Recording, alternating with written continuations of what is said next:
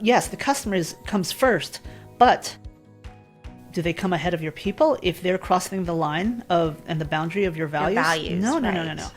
Anne Chow is an expert in creating a workplace where good company culture isn't just a plus, but rather a part of the leadership strategy. Today, she gives us the inside scoop on how to lead in a way that helps your team thrive, even if it means having to fire a client or two along the way. Anne is a transformative business leader with over 30 years of experience in technology and business. As CEO of AT&T Business, Anne became the first woman of color to lead the company's $35 billion global unit, guiding it through the pandemic to serve a diverse range of clients, including Fortune 1000 companies. Her expertise spans product management, marketing, sales, strategy, and operations. Named to Fortune's Most Powerful Women and Forbes CEO Next List, Anne has received numerous accolades. She is the national best-selling author of Lead Bigger, which we talk about today, and co-author of The Leader's Guide to Unconscious Bias. So, join me, Angela Gill Nelms, on today's episode of the Badass Leaders Podcast, where I'm joined each week by industry experts for intimate and eye-opening discussions about the challenges and joys facing the leaders of today. Listen in and get ready to scale your company, grow your brand, and unlock your full badass potential.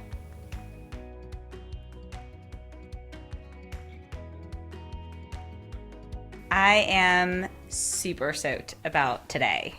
And I'm very grateful to welcome you to AGN Studios and to talk about this book, which clearly I hated.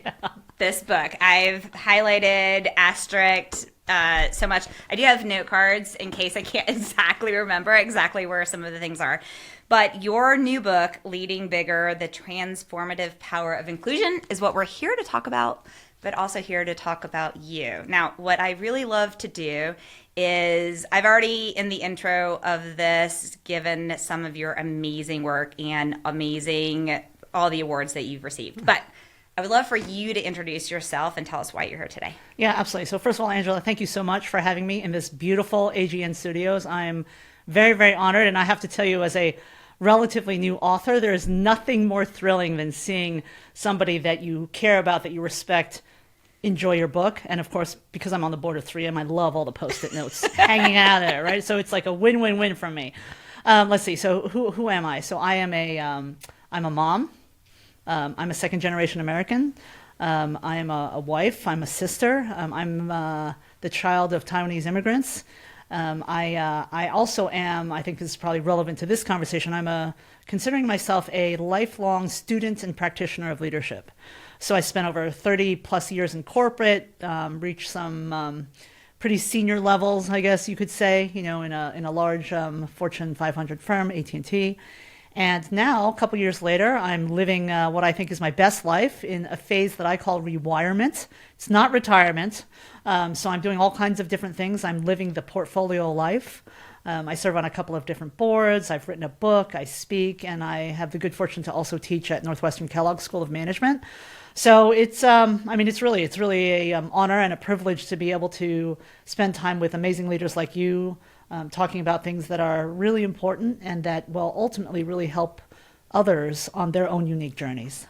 Great. And so you're not busy at all. I love that. No, yeah, actually, yeah. My husband always, whenever I start complaining about something, what he says to me is, he says, you just did this to yourself, right? And it's so true, because where I'm at right now in my life and my career, I only do the things that I choose to do, which I know is a great privilege. So I have, in fact, done this to myself. I am, in many ways, busier, more engaged. This time I just have no staff. It's just me. And I know you can relate to that as an entrepreneur, right? Yes. I remember when I was at Tech and I was super busy because I was there as a 29-year-old single mom, and I was determined I had to accomplish all of these things so I could get the job, right? Yep. And support my child. And I told Sally Garrish at the time, when I graduate and I get the job, I won't be as busy. And I remember her telling me this. This was circa 2007. She said, Angela, you will always be Yeah. busy. It is in your nature, which apparently Yes. Anne is in your nature as well, because Yep. that's what you've done. And in reading your book, I see it as part of your nature in every stage of your life. And of course, in your rewirement, Yep. not Thank you. your retirement. Thanks. And so I love that. So I want to talk about in several pieces of the book as you walk through parts of it. In the beginning, when you talk about, and you really have like your triangle effect Yeah, that that's you right. talk about. And so can we start the stage about what those three pieces of Sure. the triangle are? Sure. And maybe what I can do is just rewind a little bit. Love this. To give the context for, I'm a context gal, for why I wrote the book, and therefore the framework, the lead bigger framework, which is what you're referring to, Yep. for those who haven't picked up the book yet. Yet. That's right. That's right. So my inspiration for writing the book was severalfold. One is, I'm a strong believer that leadership is a choice. It has nothing to do with your title or your position, that each of us, no matter where we are in our lives, in our careers, can choose to be a leader. I also strongly believe that leadership is the one thing since the beginning of humanity that has advanced progress, because leadership is all about motivating and inspiring and aligning a group of people to do something against a common goal, something bigger than themselves, right? And I also believe, importantly, that leadership has no gender, it has no race, it has no height, it has no weight, and it transcends no age, right? And that leadership can in fact be universal, and that it really transcends time, and it also transcends any particular demographic attribute of who we are, and we can each choose to lead. With that belief, I have a very strong point of view about leadership and how I've led to have the career and the life that I've led thus far. And the way I did it was to learn to lead bigger. I use the term lead bigger synonymously with inclusive leadership. And the definition is really all about widening your perspective to have greater performance and impact, right? And no matter what your work is, whether it's on the parents board, whether it's in your community, in your family, if you're a leader in your family, or in your sort of professional career, who doesn't want to widen their perspective, right? So the framework that I put together is really about applying sort of my lead bigger principles and practices to your work, your workforce, and your workplace. When people think about inclusion, and that's the triangle, right? That's the lead bigger framework. When people, I think, have historically thought about inclusion, they think about DEI. And one of my actually favorite quotes of my own in the book is that inclusion itself has been made too small, stuck at the end of the DEI acronym, right? Inclusion is about widening your perspective, right? For impact, for performance. Is it about gender and race representation? That's a part of it, but it's a small part of it, right? So this book is a leadership book. It's not a DEI book. And that framework for me, it's so important that it starts with work, because when you're choosing to lead, you're choosing to lead for a purpose to get some work done, right? To achieve some goal, to move us forward, to move your team forward, to move your business forward, to move your community forward, to move your family forward. And that's what that framework is all about. So the three triangles, points of the triangle in my framework represent the first three sections, right? The anchor three sections of the book. I'm looking for that quote right now because I have it highlighted, because I love exactly the risk of inclusion, of being too small. Yeah. And I also love where you were also talking about some of the risks of leading small. Yeah. Of the one that I asterisked here was on page 13, Yeah. where you talked about missing the big picture. Yeah. I see this all the time. Yep. And what you said was, missing the big picture, focusing on a single performance data point, often one that is incentivized, Yep. and thus missing the larger context of the problem that you're trying to solve. Right. So when I think about leading bigger, when you came up with that idea, I have to give you some kudos right here. You did such a phenomenal job throughout this book of inserting that continuity throughout in a way that didn't feel awkward and overused. Oh, thank you. And that's hard to do. Yeah. And I felt it was really so well woven Thank you. throughout the book that Thank I was you. like, oh, this feels comfortable, natural. Yeah. It really tied the points together. So I want to make that comment. Thank you. But I really loved this part about reminding about what the risk of leading small is. So can you maybe, when you're thinking of, maybe can you tell us a little bit about your career journey that really led you to be able to experience some of these? Because I want to maybe have you give an example of missing the big picture, and then maybe lead into an example later in the book. You talk about vulnerability, and being not being afraid to share our failures, which I'm really big. So I want you maybe to think about a failure you're willing to share. So maybe tell us a little about your career progression leading into that. Yeah. So I am, from an education standpoint, I'm an engineer like you. That's right. Electrical. Well, I didn't go to tech. I went to Cornell, so I'm an electrical engineer. It's okay. We'll still allow you in the house. Yeah. Well, my daughter and my money went to tech, right? Exactly. So which is what connected us in the first place. So I'm an engineer by education, but I had always wanted to work at the intersection of people and technology. So I also went on to get a business degree. I started out of business school as a network engineer at AT&T back in the day, in the 90s, early 90s, and with the intention of really just learning and getting closer and closer to the business. I never thought that I would be there for 32 plus years, but as the story goes, the industry changed, the world changed. I felt like there couldn't have been a better place for me, because I was living my career dream and aspiration of working at the intersection of people and technology through so many disruptions and changes in the world. We think today, we take the fact that we have connectivity for granted, right? What happens when we can't get a signal? Oh, I can tell you what happens. Can I interject really quick and tell you what happens? Please. Because you know how we talk about both of us manage to put way too much into our days and our lives? That's right. That's what I did. I told you what I did to myself in the past 7 days. Yeah. So on Tuesday, I woke up at 10:15, not on purpose. I woke up at 10:15 because my alarm did not go off. You know why? Because Apple's new update bricked my phone. And I woke up and looked at my phone, and it just had an Apple icon on it. I spent the whole day, thank goodness my iPad had GPS. Yes. The whole day with my phone at the phone doctor. Right. Trying to fix my phone. Right. I couldn't get to my email. I couldn't call anyone. Yeah. I was going through Atlanta traffic with my GPS on my iPad. My most fun moment was on 285, left lane. My iPad GPS says, in half a mile, exit at... I'm like, are you kidding me? No advance notice, right? And it is the reminder. That whole day on Tuesday, I had so much to do.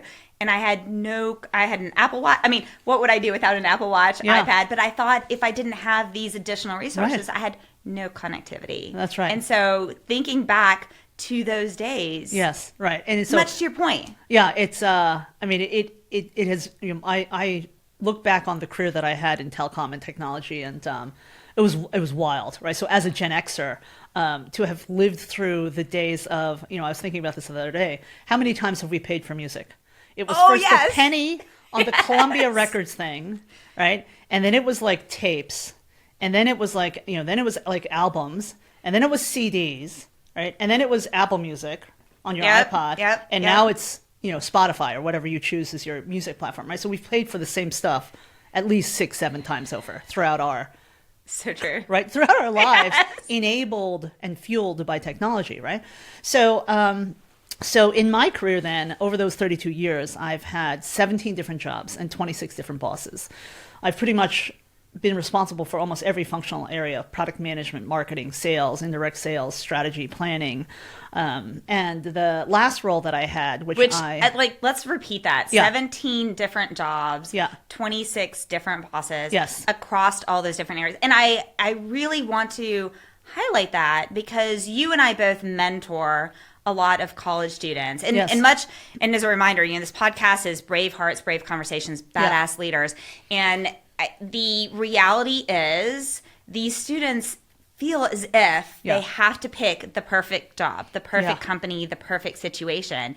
And you and I both know, first off, that does not exist. So sorry to bust the bubble, but not sorry, because great engineers, great leaders, great human beings can figure out how to navigate through all of those things and learn from every one of those, which That's is right. what you've done. Yeah, absolutely. And you might be also wondering, and I appreciate your compliment on the thread of leading bigger, but the way that I came up with that title was I didn't want to use the word inclusion because it as the main title, because it's filled with so much bias, right? Sort of the to the point of the whole DEI conversation and noise. And the more I thought about it, the more I thought, we're told, as professionals, whenever you want to grow more, whenever you want to innovate, you have to think bigger. When we're younger, people are constantly telling us you need to dream bigger, right? Right. And it occurred to me that you cannot realize your dreams. You cannot put into action the big thoughts that you may be having without actually leading bigger, right? And so that's how I came up with, and that's how, that lead bigger idea, which then just, I started thinking about, because we do say things like, be the bigger person, right? That is so right. So spot to on. me, it has so many profound facets of that word. And it's not being bigger than anybody else. It's this becoming and realizing and unlocking your fullest potential, right? And your power and your performance, all at the same time, so that you can have the career and life that you've always dreamed of. And you're absolutely right, especially to perhaps our younger listeners and watchers here, you cannot overplan for the destiny, right? I always love it when when I'm mentoring somebody, whether it's a career mid or early career professional or a student, for example, and they're like, "Here's my 10-year plan." I'm like, do you realize 10 years from now, we have no idea Exactly what the world will be like? And I'm not saying don't have dreams and don't have goals, but don't be so fixated on, I want to become the CEO of this, or I want to become an executive at this, right? It's so much more about what you surround yourself with, the people you surround yourself, the ideas you surround yourself with, the perspectives that you surround yourself with, which is why the contrast is leading small, right? Which is something that we can all run the risk of, in the heat of the moment. We know that time is so precious, right? And so sometimes we say to ourselves, I don't really have time to check that other data source. I'm just going to go with this because, these three people also agree that this is the right thing to do, not realizing that these three people have the same exact mindset as you. So you're actually not widening your perspectives, right? They have the same experiences, perhaps the same sorts of beliefs, and that you've not very intentionally gone out to seek other points of view to pressure test whether the decision you're about to make or the action you're about to take is the best one in terms of the highest probability of great performance. And so that's how all of this kind of weaves together, is that leading small is staying comfortable, if you will, right? Sticking with what you know in terms of information sources, data sources, the people the people that you're comfortable with. I've always felt that, and I learned this as my leadership journey went forward, that it's so much better to surround yourself with people who are far better than you, right? Oh my gosh, who fill in your absolutely. weaknesses, right? And you come up with a much better team. You come up with much better innovation, right? Because you have all of these different perspectives, which includes different personality types, which can be difficult, right? Around you, right? Working towards that same goal, and that's what leadership is about. So you moved this through your career. Yep. Okay. And so one of the things I really wanted to highlight then is we talked about a little bit about leading small. Yep. Then, okay.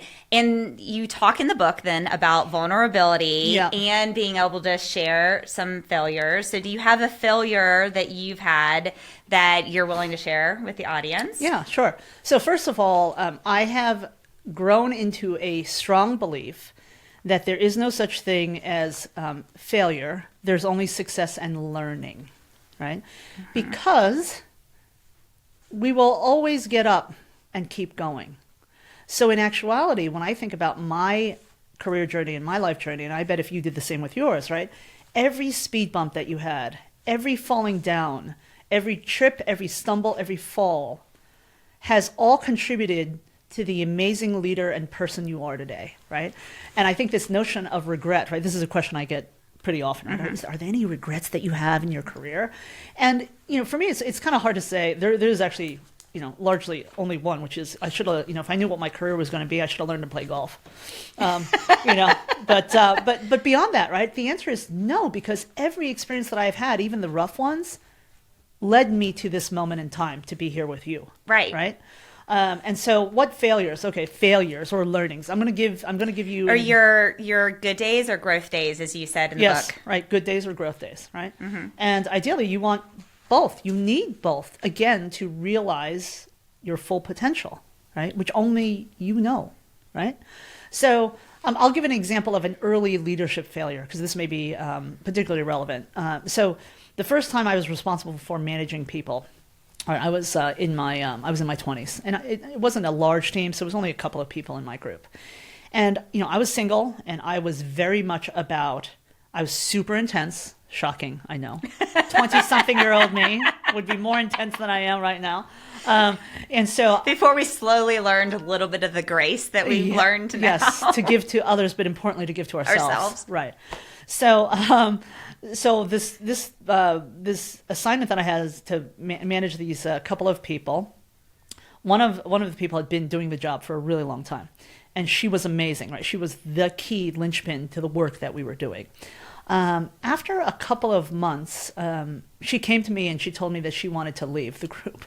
Okay, and she was engaged, and she was planning her wedding, and I realized that she was telling me she wanted to leave very professionally, that I was the problem, because I was working at a pace and in a style and had inadvertently, almost unconsciously, expected her to do the same, right? I was in my voicemail. Yes, we used voicemail back then all the time, and it was email. It wasn't text. There was no such thing, right? But I was in there all the time, and I was working around the clock, not frenetically, but if it's 8 p.m. and an idea popped into my head, I would shoot out a note, right? Or I would just pick up the phone and leave a voicemail, right? And what I didn't realize was that I was inflicting my work habits onto hers, so much so that I was disrespecting her priorities in the context of her life. She was doing her job great, right? But this added pressure of my working style actually triggered her to want to leave.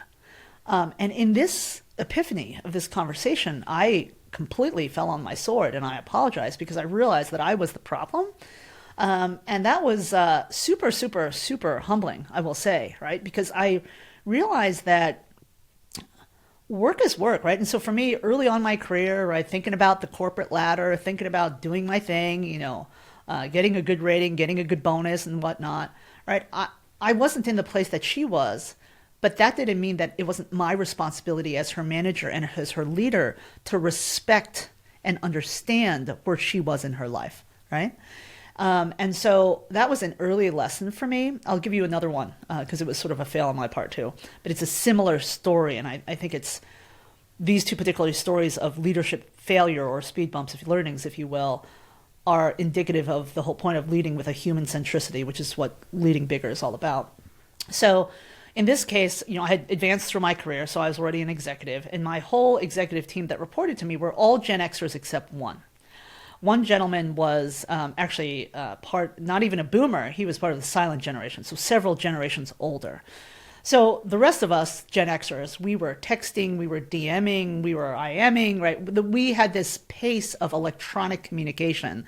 Which I'm sure to the silent generation was just right. overwhelming. So this gentleman... The silent generation ends at what decade? It's in the book. It's like 19... Yeah. You keep talking? Yes. I'll look and find it in the book because I remember seeing the image of it. So keep talking. It's early on. I will find it. So this gentleman, right, had an immense amount of experience, in the industry and was a valuable member of the team.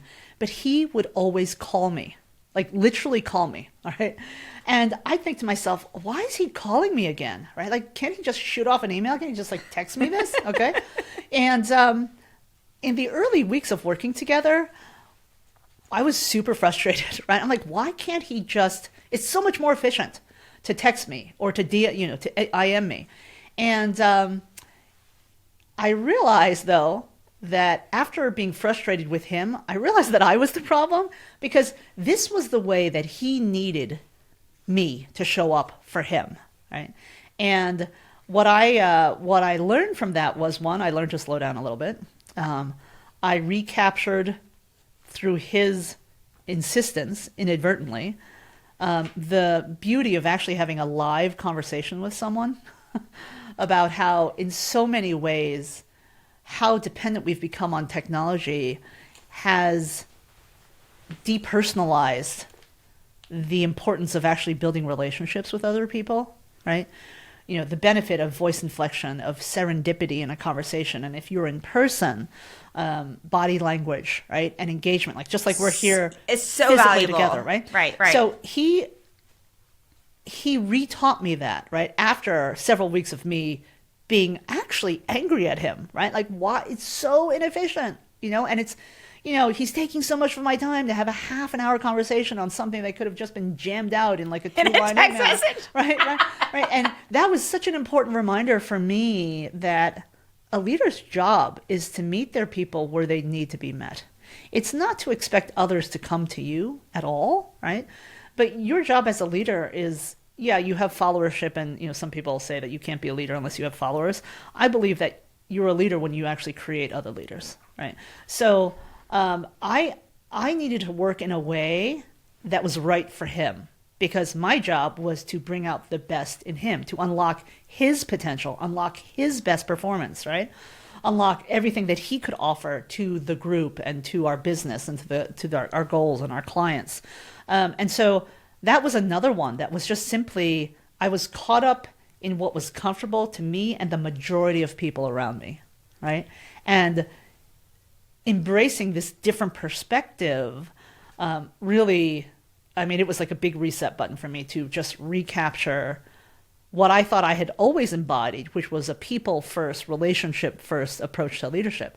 But I had gotten too transactional in the way that I was doing it, especially with him. And I venture to say that is what the majority of corporate leaders do. It is just so commonplace. Okay, silent generation is 1925 to 1945. And I was thinking about, in those failure things that you're talking about, a couple of things that I have learned is that, first off, especially if you get into a high executive role or in the C-suite, is I often coach leaders now to say, you have to remember that if you send an email or you send a message, your team is going to think they have to immediately respond. That's right. So at the previous company I was at, I added to my tagline, because I am like you. In fact, some people in this room in our studio can affirm this, that when I have an idea, I have to just get it out and I have to send the message. So in my email, my previous company, I had a tagline that said, I've sent this in a time that works with my work-life balance. Please respond in a time that works with yours. Yes. And I think it's very important to convey that to team members and to be very transparent about that, so they know that if I send a message at midnight, because we both mentioned I am not a morning person at all, so I'm not going to be doing anything in the morning. And so that individual, they may send me something at 6 in the morning. I'm not going to see it. Right. Okay. But so there's that level of freedom, and I think that's work? It totally did. But you can't just add the tagline. Right. Okay. First off, you have to say it repeatedly. Right. And you have to remind them. And you have to live it. Right. And you have to live it. Exactly. The other thing that I did at a previous company that I built is one of my failures is I had an employee. She was on vacation, and she was responding to emails. And I said, what are you doing? You're on vacation. You can't count these vacation days. When we actually, during COVID, we had a problem at this company that we built that our employees were too engaged. Yes. And I was worried about burnout. Yes. And so we went from unlimited vacation to a minimum of 3 weeks of vacation. Yeah. And she said, well, you work when you're on vacation. And I was like, oop. Yep. Not anymore. Yep. And so what I started doing is when I went on vacation, I would tell everyone ahead of time, I am turning off my email. I'm removing it from my phone. I'm removing my Slack app. You have my cell phone number. If there's a 911 emergency, reach out to me. Right. But I said that out loud to the entire team because we have to role model those things. And it's really important. But the third thing I was going to comment that I try and coach leaders about is creating this how to work with me document. Yeah. and finding out who are your people that do want to talk, who are the ones that want to text, Right. and who are the ones that want to do that, so Right. that you can see humans as humans. Yes. You talk in, I have a note card on this because Yeah. I knew, in page 3, early in your book. I'm going to read this from your book. You have so many great quotes in your book. I told you, I highlighted so much. So listeners, when you buy the book, you'll also highlight so much. And let's see if I can. So one of my phrases, my values for my personal company is, and I want to talk about your core values versus aspirational values next.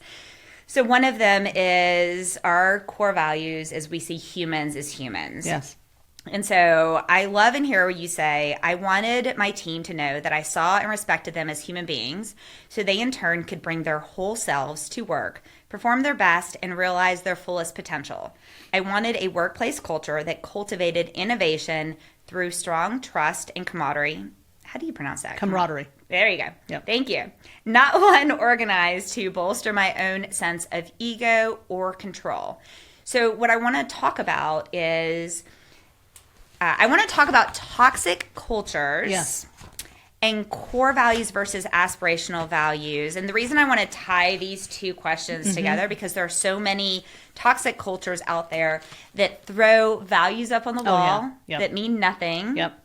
And they put them on badges and have all these fancy things, and they're not the reality of what they are.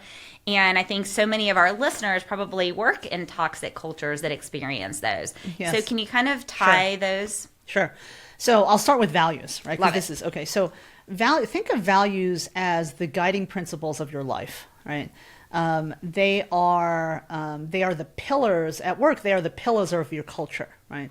So your values will guide you to what you feel is right, what you feel is wrong, who you are, right, and who you want to become. That's the whole idea of core versus aspirational values. The core values that you have are the ones that you embody today. Your aspirational values are the ones that you strive to and that you aspire to also embody in the future.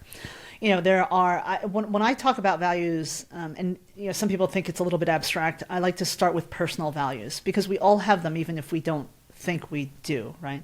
So if I ask you to think about your, I don't know, think of 5 personal values, what might they be? Most people would say family, right? Some people would say faith, right? I think many people would say integrity or trust, right? Character, right? Some manifestation of that. Some might say community, right? You know, for me, I would also include authenticity, right? I would also include caring, right? Some people might include generosity, right? So these are kinds of the things of what are the things that you hold so true to yourself, right? Now, how about professional values? If you're choosing to be a leader in a professional environment, you are responsible for ensuring that the professional values of your organization are stated, understood, and lived. Okay?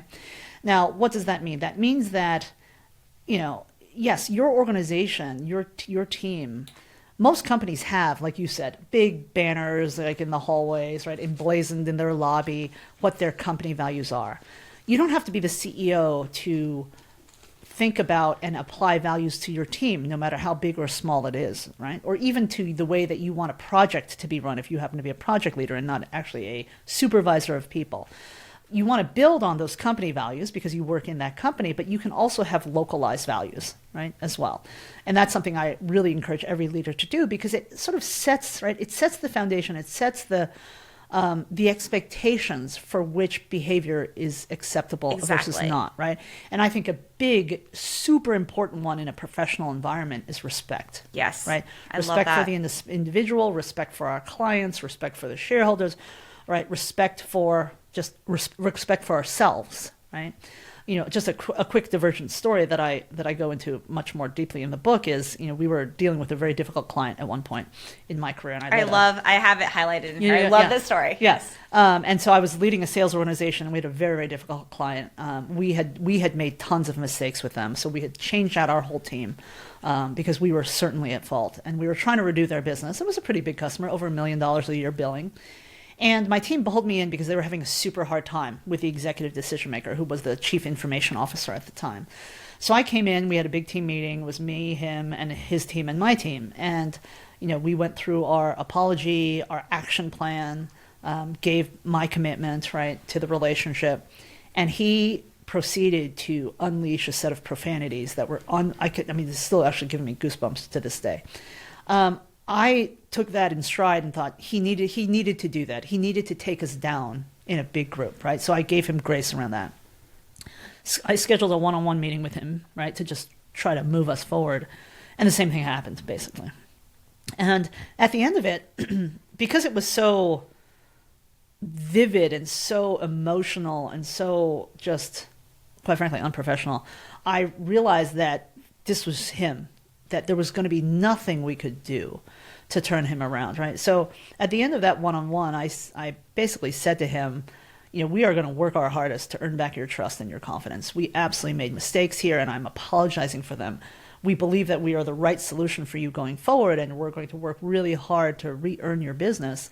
And I said, but I cannot have you speaking like this to me or my team, right? Because respect is a foundational value for us, and I just can't have it. And I hope you will respect my request of you to not use this kind of language going forward with my team, right, or me.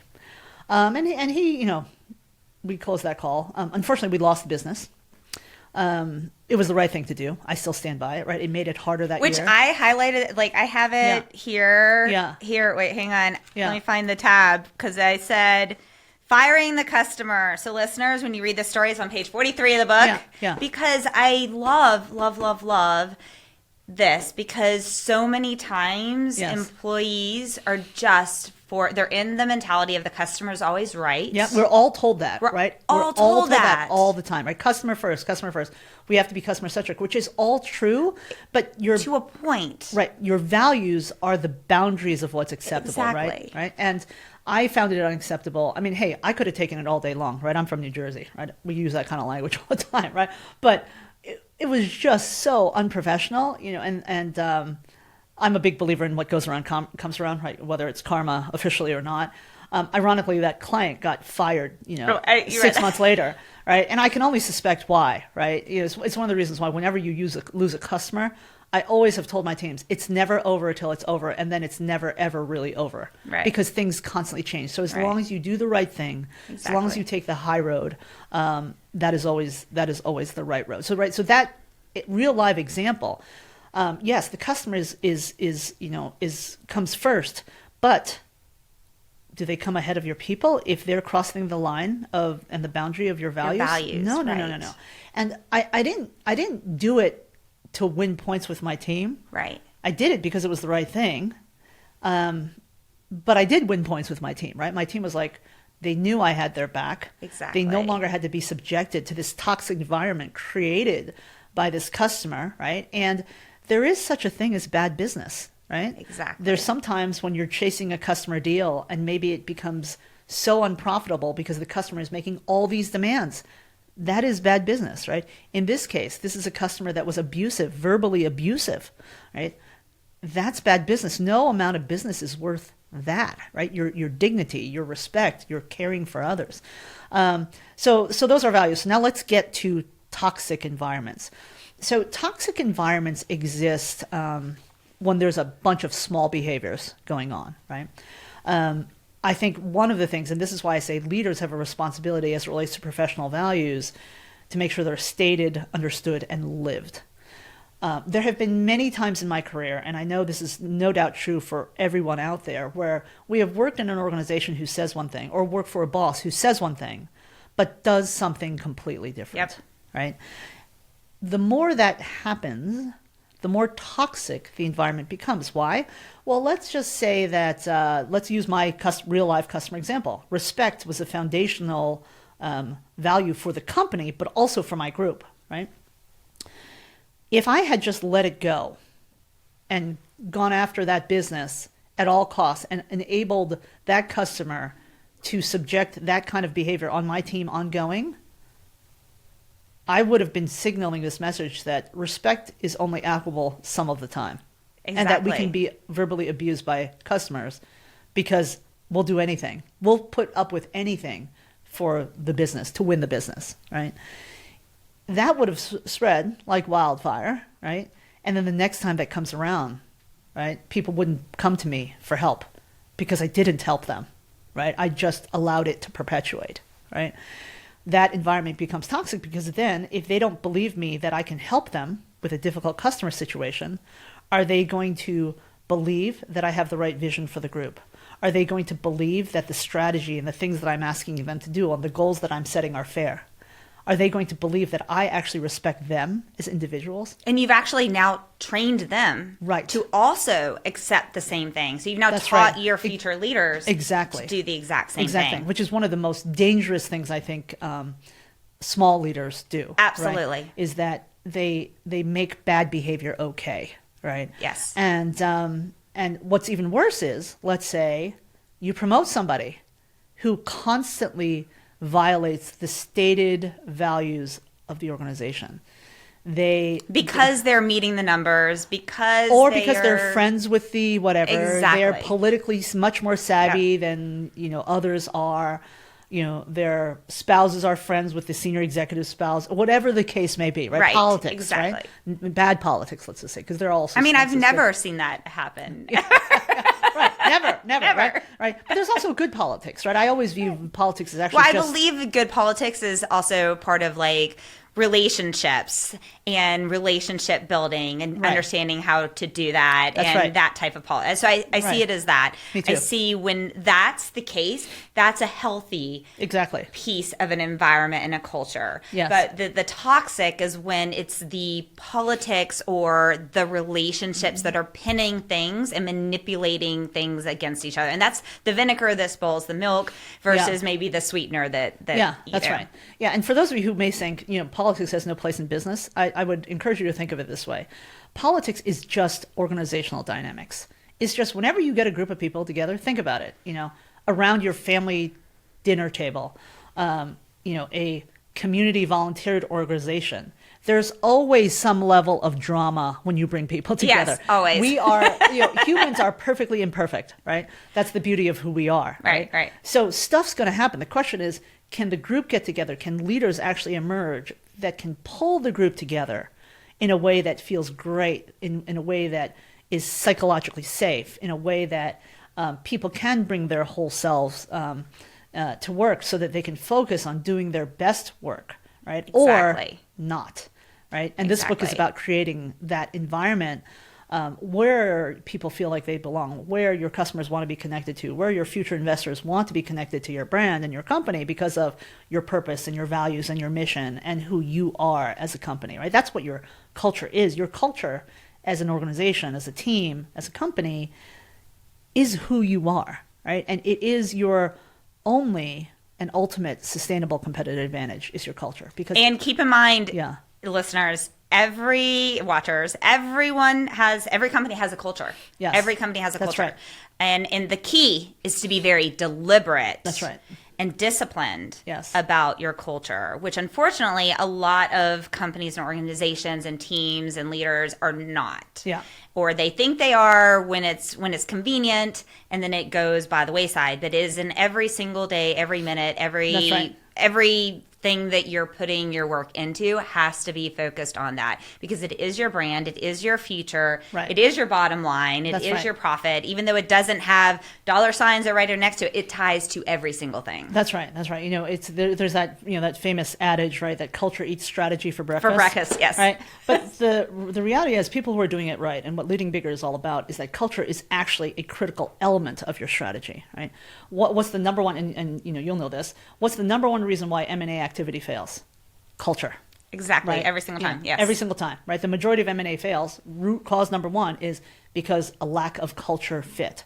So if that doesn't convince you that culture is vital and it is a sustainable competitive advantage, I don't know what does. Because culture is about how your people work together. It's about the behavioral norms. It's about what shows up in your processes, your policies, your procedures. I like to say, in terms of an analogy, culture can serve as sort of the oil and the grease and the gears of your business, or the sand. Right. Yeah, the friction. And I think too, when I was thinking about if you had kept that one client, Yeah. and you said, okay, it's okay for this one client to Right. disrespect us, we just won't allow any other clients. One of the things that leaders forget is that the amount of cognitive overload and emotional toil Yes. it plays on those employees, Yes. that slows down their work, it slows down their productivity. That's right. So as you start to compound that, your level of success Yes. of your teams has now significantly declined. That's right. Just because of these things. That's okay? right. Versus you get rid of that client and you keep your other amazing clients. Yes.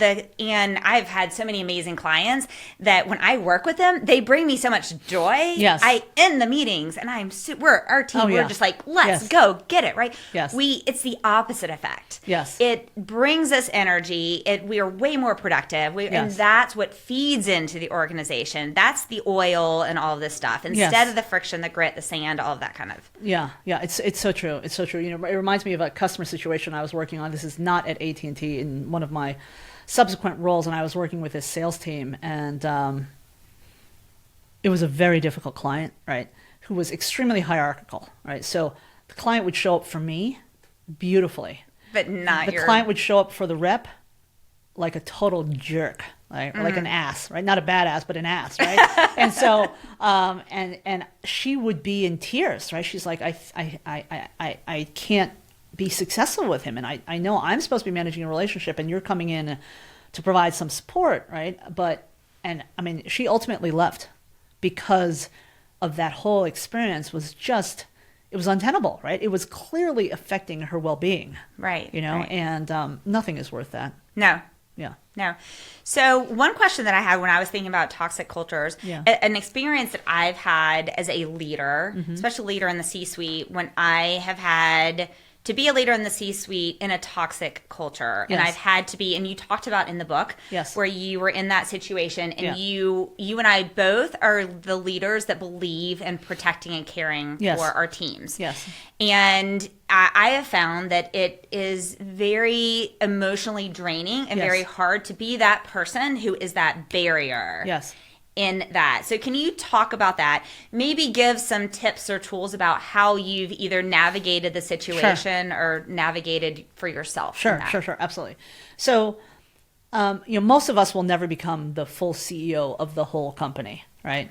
And so you may think, well, if the CEO or the people above me are setting the tone, I can't do anything about it. This is so not true. Right, exactly. You can focus on what you can control, right? And you Your as locus a of leader, control. right? You can try to influence also the broader culture change, but certainly you can focus on that which you control, which is yourself and your group, right?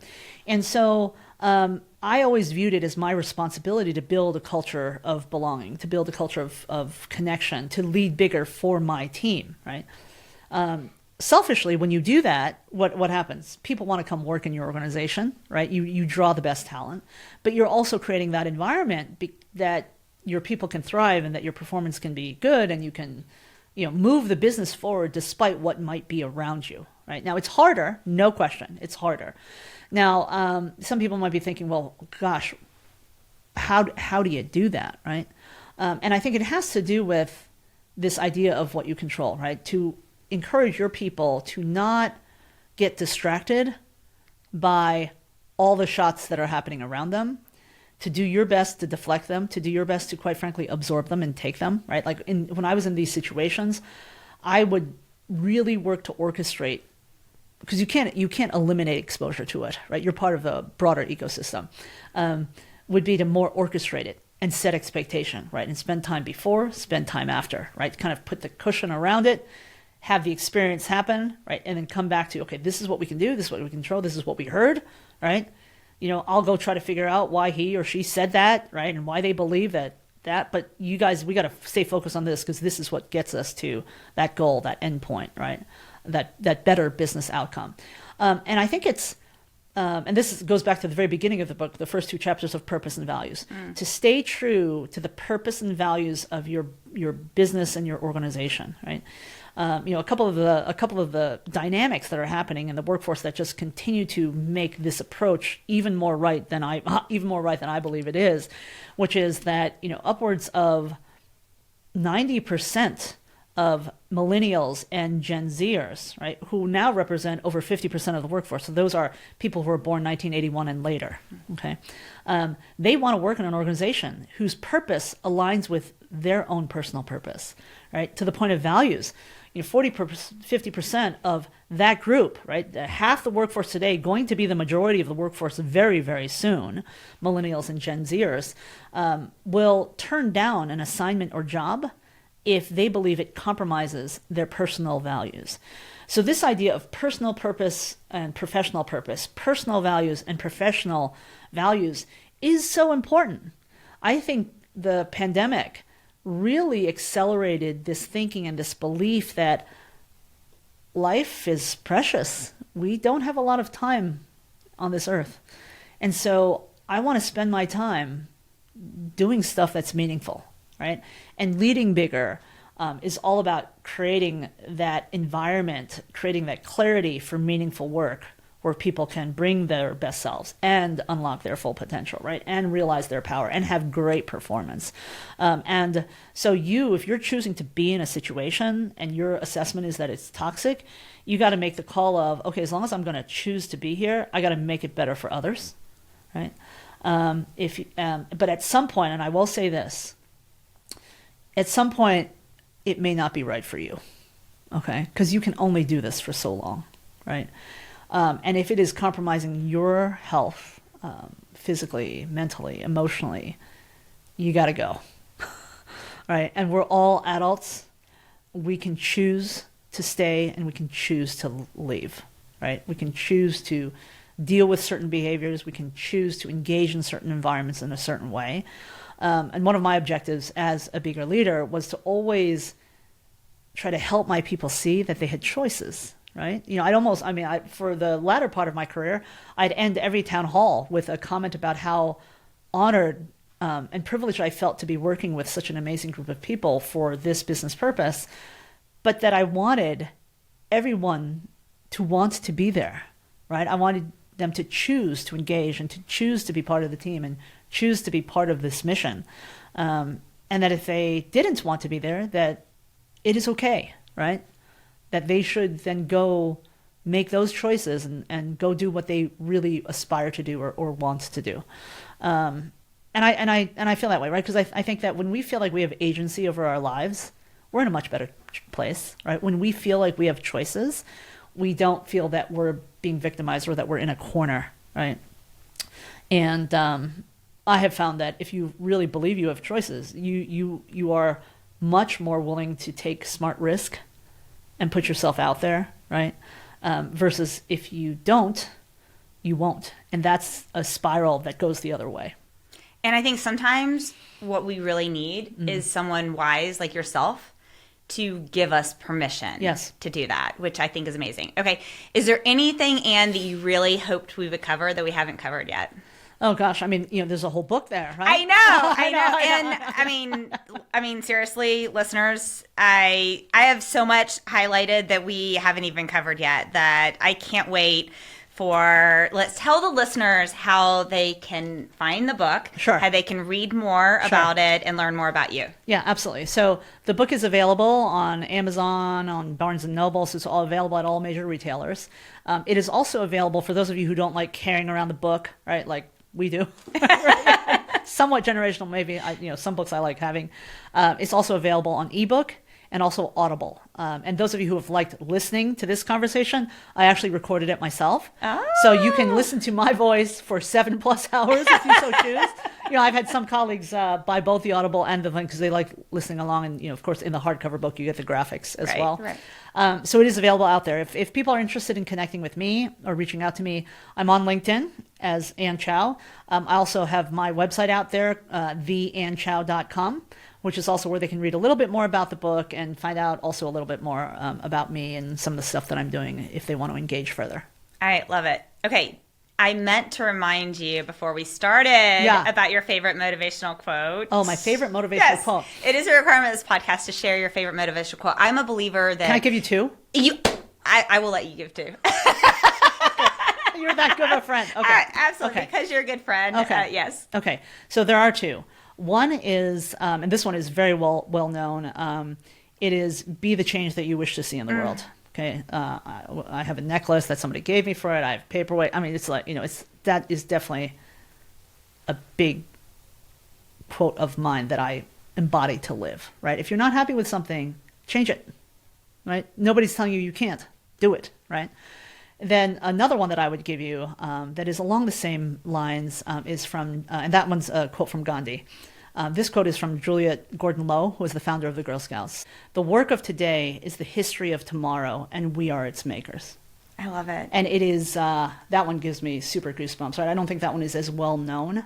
No. I have it on a t-shirt, of course. But think about it. Think about what she's saying. Right? Yeah. It's very similar in tone to the Gandhi quote, so people can get a really good sense of me and my whole philosophy to life. But the work of today is the history of tomorrow, and we are its makers.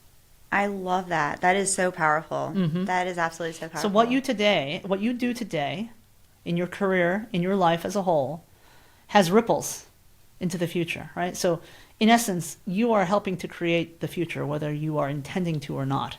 Right? And so my view is be purposeful about it, right? We're each given this incredible one life to live. Mm-hmm. Live it. Yeah. That is amazing. Much tied to my quote that you took a photo of earlier today. So absolutely be brave, be badass.